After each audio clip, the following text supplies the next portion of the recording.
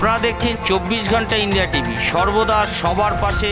পরীক্ষার অঙ্ক পরীক্ষা, ছাত্রছাত্রীদের অবস্থা শোচনীয়। অঙ্ক পরীক্ষার দিকে ছাত্রছাত্রীরা বেরিয়ে এসে এমনটি বলল। আজকের পরীক্ষা তেমনভাবে ভালো হয়নি, কারণ প্রশ্নপত্র ছিল বেশ কঠিন।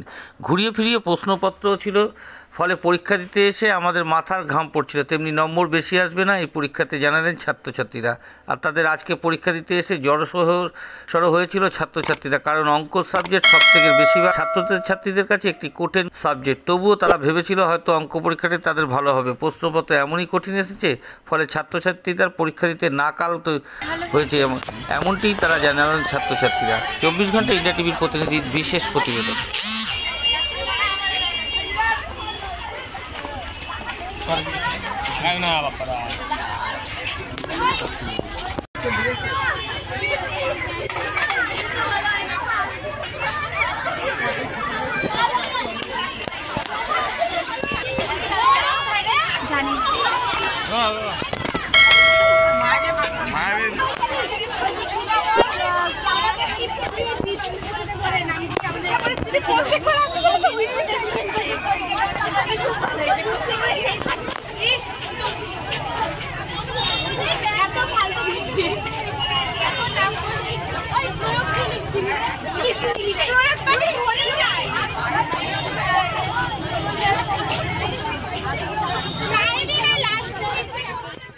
আজকে তোমার কেমন পরীক্ষা হলো?